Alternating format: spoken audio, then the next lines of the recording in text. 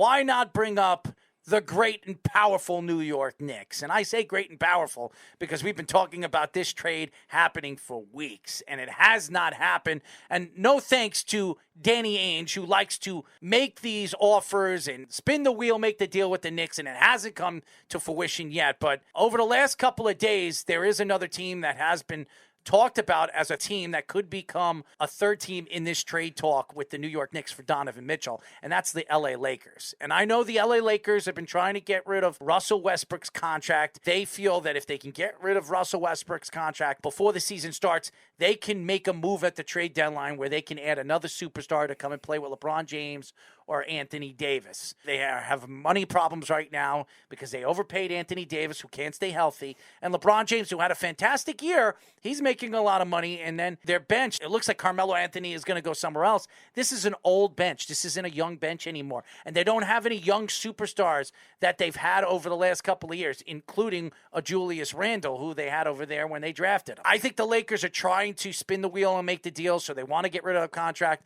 and they want to get some picks. So Danny Ainge wants to get rid of Donovan Mitchell. He does not want to be there, but Danny Ainge doesn't want to get rid of their lone superstar for just nothing. And they have been trying to steal picks from the New York Knicks. And there's stories coming out of Utah. They want 7 first-round draft picks, Obi Toppin and Quickly, or Obi Toppin and Grimes. And the Knicks are saying it's too much. We'll give you 5, or we'll give you 4. But bringing in a third team, that could help the Knicks keep Obi Toppin, Grimes, and Quickly. And then they could just decide what they're doing with the 7 or 8 picks, sending maybe 2 to the Lakers and 5 or 6 to the Utah Jazz. That makes the Knicks the winner because they get their superstar. Yeah, they lose a significant amount of picks, but again, they get their pick every other year because of the way the NBA sets up, not giving away picks every year. So I think the Knicks are positioned very, very well to get Donovan Mitchell. The question is, what do they have to give up in a 3-team trade? I'm extremely encouraged as a Knicks fan because I was the one that was saying for a while, I don't want them to trade Obi Toppin, and I think this is the best chance for that not to happen now because Quentin Grimes and Obi Toppin was the combination that the Jazz were seeking for a while, and Quickly was kind of that first guy, but then once Grimes became more available with the extra draft picks, that would seem like who they were seeking. Now, if they do this and only have to give up the extra draft picks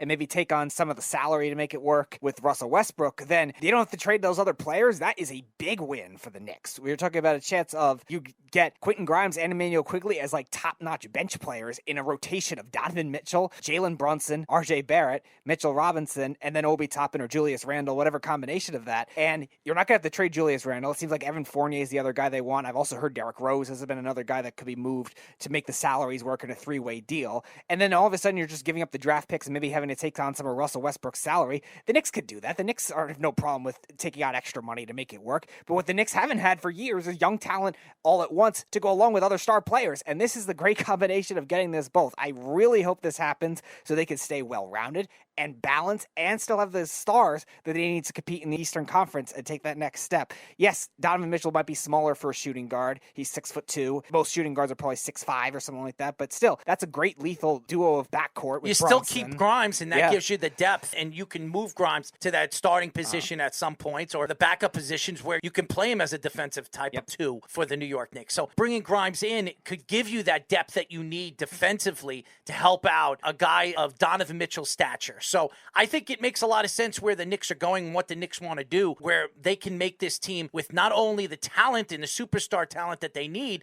but also give them the young depth that they've been craving for years. That really positions the Knicks to be a contender in the Eastern Conference because it gives them that depth that they need off the bench in a Thibodeau defense. It's going to be very interesting in the next couple of days or weeks ahead of us. When does this move happen for Donovan Mitchell, which I know Knick fans absolutely desperately wants, and I know Donovan Mitchell desperately wants. I know he wants to come home. I know his father works for the New York Mets, and Jalen Brunson and him have a very good relationship, as you saw them going to the Yankee and Met game together. So it's going to be very, very interesting to see what happens in the next couple of weeks with the New York Knicks. As far as the Brooklyn Nets reached out to Kevin Durant's team. They wanted to sit down with him this week and really discuss on where they're going to be and where they're going with this. Are they going to trade him? Does he really want to get traded? Does he want to stay here for a year? Does he want to stay here till the trade deadline and see what they have with Ben Simmons and Kyrie together with him and joining forces? I don't know what it is. We all know that when Kevin Durant says he wants to be traded, Speedy, it usually means he wants to be traded. Always an unknown with Kevin Kevin Durant with where he actually wants to stay, how stable he will be with that organization. I still think he does end up wanting to be traded, but the problem is the stipulations for these trades are very hard to make it work because Miami and Phoenix were the two teams he mentioned initially, and now the Heat don't want to trade Bam Adebayo at all. Tyler Hero, they still don't know what they're doing with it. And Phoenix,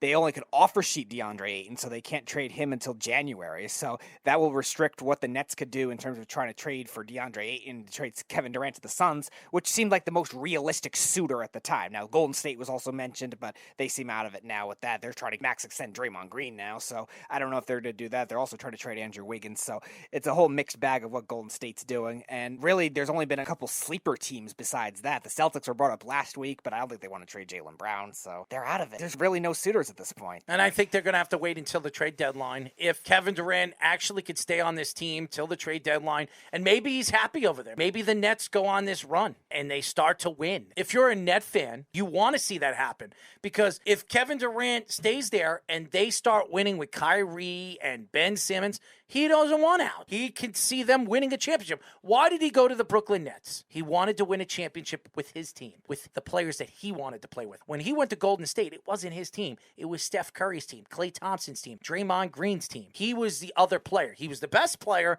but he was the other player. He was the fourth guy coming to that team. Now, he joined forces with Kyrie Irving and then James Harden. It didn't work out. They only played 16 games together with each other. And then you bring in Ben Simmons, who didn't play at all last year when he got traded because he had some mental problem. Now, this year, you expect him to play. You get Ben Simmons on the court. You get Kyrie Irving on the court. And maybe some of these veteran players, maybe you add a Carmelo Anthony, being that he's a free agent, give you that kind of points off the bench, maybe 12, 13 points on the bench. He wants to come home. Carmelo wants to come closer to his family. His son lives here. His son's a prospect, a future big-time basketball prospect. He trains out here during the summer. Maybe if the Knicks don't want him, maybe he goes to play with Brooklyn and Kevin Durant, and maybe that makes Kevin Durant happy. But right now, it doesn't look good. When you hear Kevin Durant's name and what Kevin Durant wants, it usually means he's on his way out. I'm a little less optimistic than you are when it comes to the actual Nets season if they do keep all three of them, because I still think there will be some drama. I think they're the Three Stooges. I don't know who Larry, Curly, or Moe is, but they're like the Stooges. Yeah, all three of them. That's a very good analogy for that kind of thing, because Ben Simmons and Kyrie Irving are in their own world. Kevin Durant's on 7 burner Twitter accounts and deciding, oh, I want to be here, I don't want to be here, and we don't know what is going to happen. So I don't know how the chemistry is going to work throughout the season.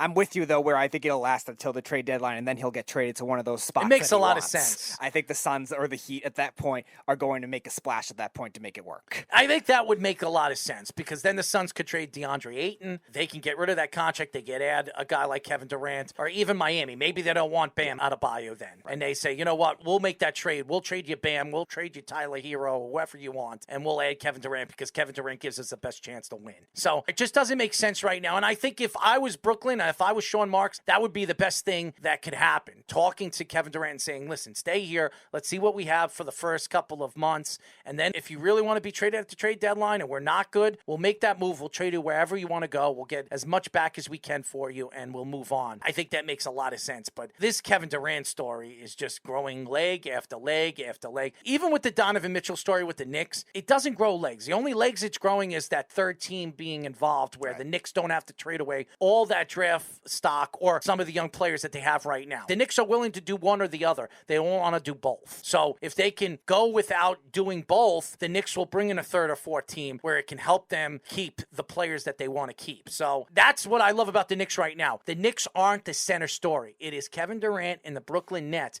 and Kyrie Irving. They are the clowns. And that's where, over the years, it hasn't been like that. It usually is the Knicks and James Dolan and Charles Oakley and all the crap that goes on and off the court. Oh, by the way, Isaiah Thomas, don't forget about him either. So it's always been the Knicks, but now, all of a sudden, it's the Brooklyn Nets. So if you're a Knicks fan, you should be very happy that you don't have to deal with the crazy clown work of the Brooklyn Nets.